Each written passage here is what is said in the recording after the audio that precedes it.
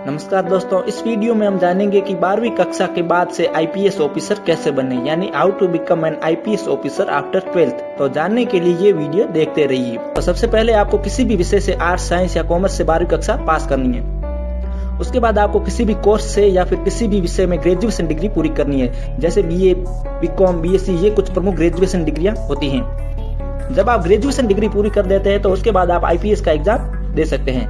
IPS के पदों को भरने के लिए यूपीएससी यानी यूनियन पब्लिक सर्विस कमीशन भर्ती निकालती है। हम उसमें फॉर्म भरकर उसके बाद अप्लाई कर सकते हैं। आईपीएस का एग्जाम देने के लिए आपके पास ग्रेजुएशन डिग्री के अलावा कुछ और योग्यताएं यानी कि क्वालिफिकेशन भी होनी चाहिए, जैसे कि उस समय आपकी उम्र 21 से 30 साल के बीच होनी चाहिए और अगर आप SC ST के छात्र हैं तो आपको 5 साल की इसमें छूट दी जाती है। आप इंडिया, नेपाल और भूटान के नागरिक होने चाहिए।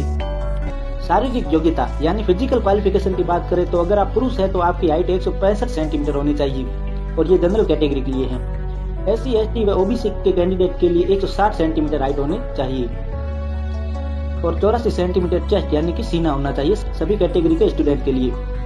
अगर महिला कैंडिडेट की बात करें तो जनरल के लिए हाइट 150 सेंटीमीटर और अन्य कैटेगरी के लिए 145 सेंटीमीटर हाइट होनी जरूरी है।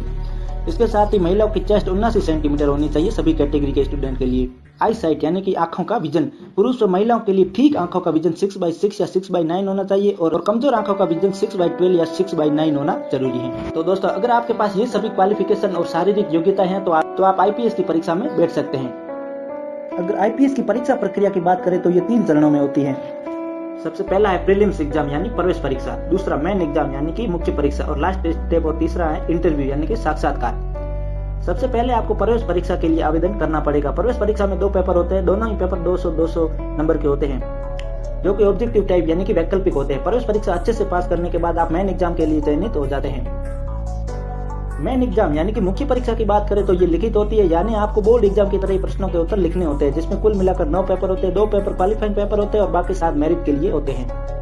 इंटरव्यू, प्रवेश परीक्षा और मेन एग्जाम क्लियर करने के बाद आपको इंटरव्यू के लिए बुलाया जाता है, जिसमें आपको सामान्य ज्ञान, मानसिक योग्यता, व्यवहारिक ज्ञान आदि से संबंधित प्रश्न पूछे जाते हैं जिनका आपको जवाब देना होता है। इंटरव्यू लगभग 45 मिनट का होता है। इंटरव्यू को क्लियर करने के बाद आप सफलतापूर्वक एक आईपीएस ऑफिसर बन जाते हैं। उसके बाद आपको आईपीएस की ट्रेनिंग के लिए भेजा जाता है। ट्रेनिंग पूरी करने के बाद आप आईपीएस के पद पर कार्य कर सकते हैं। तो दोस्तों, इस प्रकार से आप एक आईपीएस ऑफिसर बन सकते हैं। चलिए अब बात कर लेते हैं आईपीएस ऑफिसर्स की सैलरी की।